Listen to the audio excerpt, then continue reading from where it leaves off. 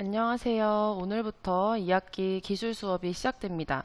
4반 학생들은 1학기 마지막 날에 듣고 있죠. 월요일까지 1학기, 화요일부터 2학기라서 4반 학생들은 오늘 1학기 마지막 날이지만 2학기 첫 수업을 듣도록 하겠습니다. 저희가 오늘부터 배울 기술의 종류는 정보기술입니다. 오늘 수업 구성을 알아보겠습니다. 우선 다들 알다시피 저희 교과서는 금성출판사이고요. 페이지는 174쪽에서 177쪽을 배울 예정입니다. 크게 총 3가지를 배울 건데요. 첫 번째는 정보기술의 개념에 대해 배우고요.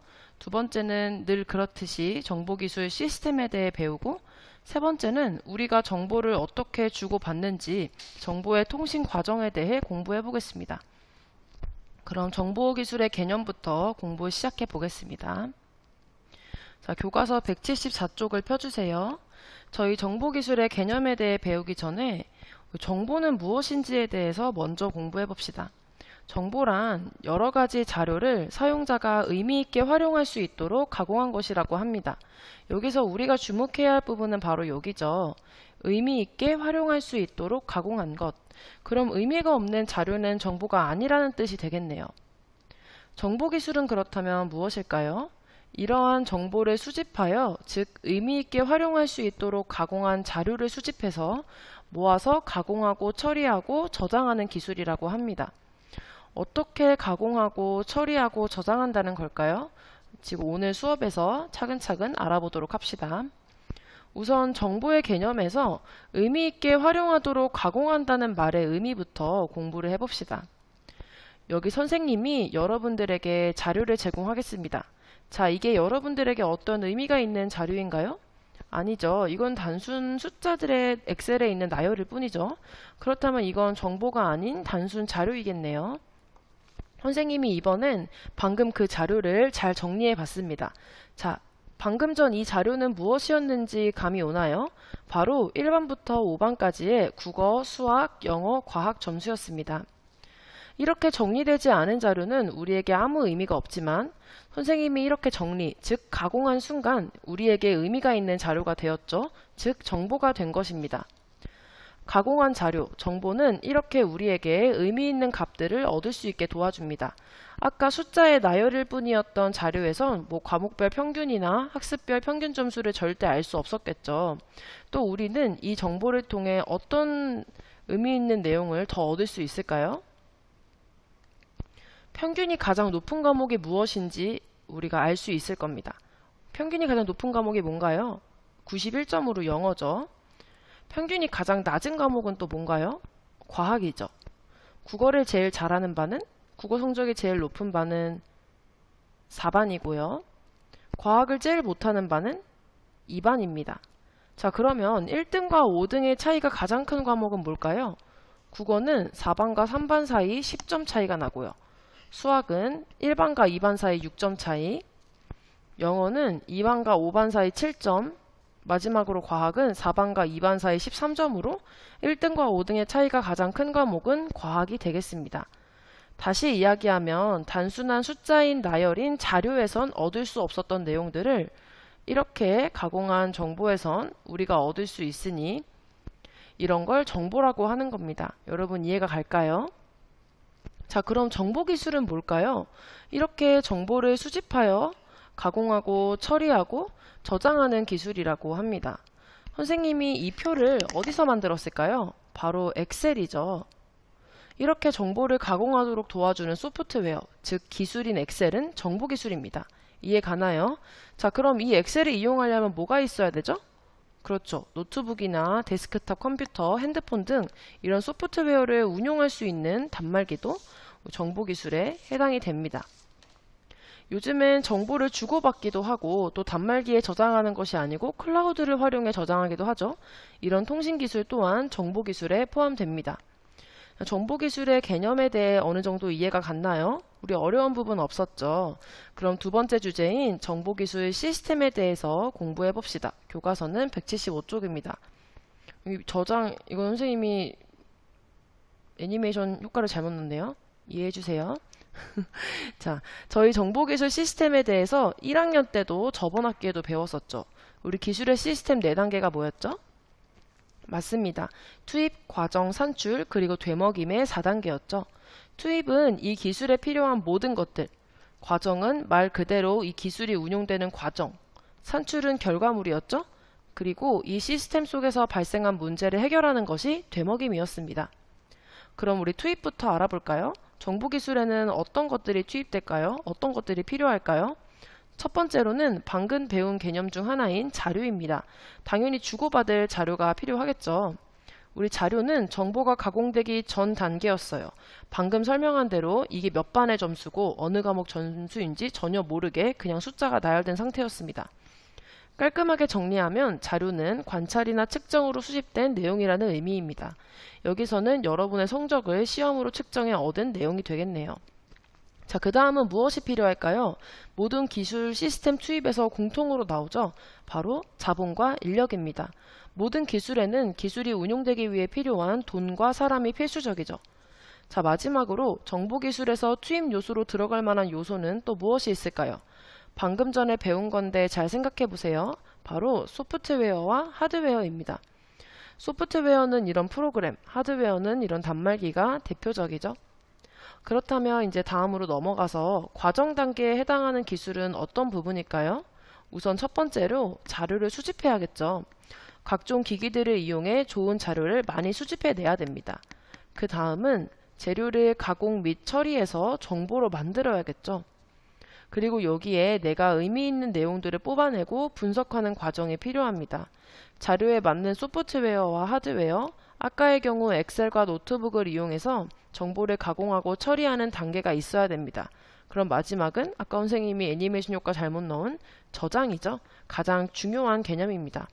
모든 정보는 저장할 수 있어야만 의미가 있습니다. 그래야 두고두고 볼 수 있고 다른 사람에게 전송할 수도 있기 때문이죠.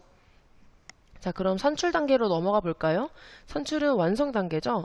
정보가 완성됩니다. 아까 그 성적에 대입해 보면 어떻게 이렇게 자료를 가공한 정보와 이를 토대로 얻은 내용들을 저장하면 바로 정보가 완성되는 것입니다. 이렇게 정보기술 시스템에 대해서 공부해 봤습니다. 동영상을 잠깐 멈추고 교과서 175쪽에 있는 만화를 한번 읽어보면서 정보기술 시스템을 한 번 더 정리해보는 시간 가지시길 바랍니다. 다 읽었나요? 안 읽고 그냥 넘기는 건 아니겠죠? 어느 정도 정리가 됐죠? 그럼 이제 마지막 주제인 정보의 통신 과정에 대해 공부해 보도록 합시다.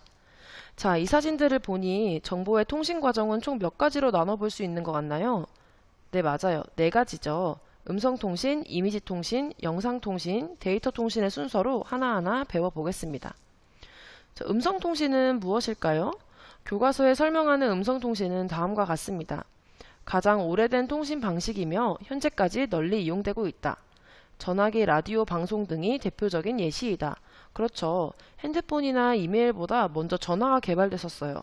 지금까지도 전화는 우리 생활에 빠질 수 없는 기술이고 라디오도 활발히 운영되고 있죠.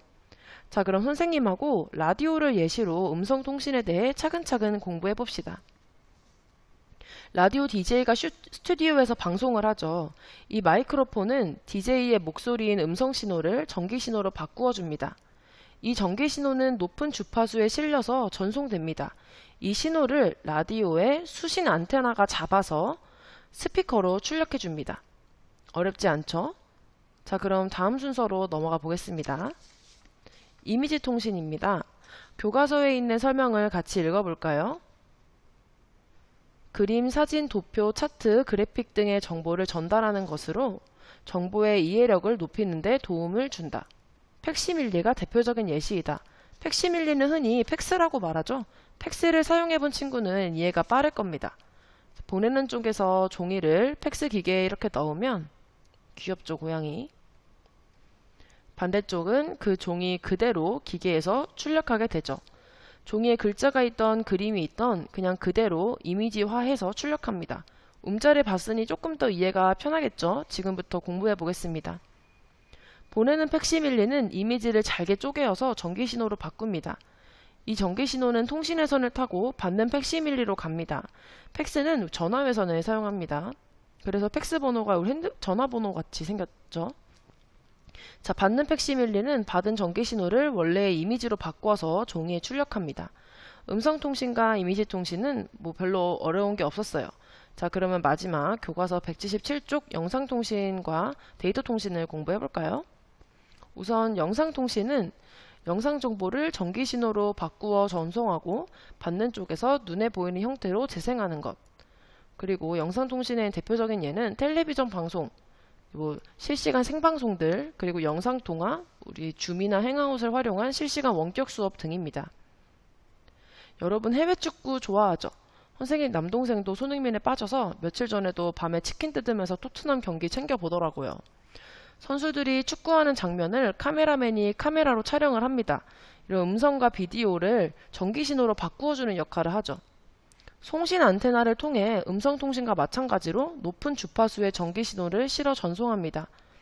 수신 안테나가 이 전기 신호를 다시 받아서 텔레비전에 나오게 하는 게 영상통신입니다. 여기서 텔레비전은 전기 신호를 음성이나 영상 신호로 받게 하는 이제 역할을 하게 됩니다. 바꾸는. 실시간 화상 통화도 이와 같은 원리라고 할 수 있겠습니다. 어려운 부분 없죠. 그냥 우리가 어떤 장면을 실시간으로 다른 멀리 떨어진 사람한테 전송하고 싶을 때 생방송 촬영해서 미국에서 하는 경기를 뭐 또 영국, 뭐 싱가포르에서 하는 경기나 뭐 어떤 행사들을 우리나라로 보내주고 싶을 때 카메라와 마이크를 통해 찍어서 전기 신호로 바꿔준 다음에 위성을 이용하겠죠. 송신 안테나로 보내면 수신 안테나가 받아서 우리 텔레비전에 전송해 주는 겁니다. 그럼 텔레비전은 받은 전기 신호를 음성이나 영상 신호로 바꿔서 우리가 볼 수 있게 해주는 거죠. 어려운 부분 없죠? 자, 이제 드디어 마지막 장입니다. 마지막은 우리가 가장 많이 쓰는 데이터 통신에 대해 공부해 보겠습니다. 데이터 통신은 다양한 형태의 정보를 전송 매체에 적합한 형태의 신호로 바꾸어 주고받는 통신이라고 합니다. 여러분이 흔히 사용하는 컴퓨터, 스마트폰을 통한 통신이 여기에 해당합니다. 우리 컴퓨터를 이용해 PC카톡을 주고받는 친구들을 예시로 설명해 보겠습니다. 여기 컴퓨터가 있습니다. 이 여자친구가 남자친구에게 카톡을 보냅니다. 컴퓨터에 연결된 키보드에 데이터를 입력하겠죠. 여자친구가 뭐해? 라고 보냈습니다. 이 데이터는 전송 방법에 맞는 신호로 변환되어 전송이 됩니다. 통신 회선을 통해 남자친구가 있는 곳까지 가게 되죠. 남자친구가 이 신호를 잡아서 남자친구 컴퓨터에 맞는 형태의 데이터로 변환해서 남자친구 컴퓨터의 모니터에 출력이 됩니다. 이해 갔죠? 그 남자친구는 이렇게 대답하겠죠. EBS 듣고 있어. 자, 오늘 배울 내용은 여기까지입니다. 정보기술 시스템까지는 좀 쉬웠는데 통신 과정으로 넘어오니까 약간 신호 변환 장치, 통신회선 이게 무슨 말인가 싶죠. 깊게 이해하려 하지 마시고 이런 통신 방식들이 있구나 정도로 이해하고 넘어가면 되겠습니다. 여러분 오늘도 수업 듣느라 수고 많았습니다. 건강한 하루 보내세요. 안녕.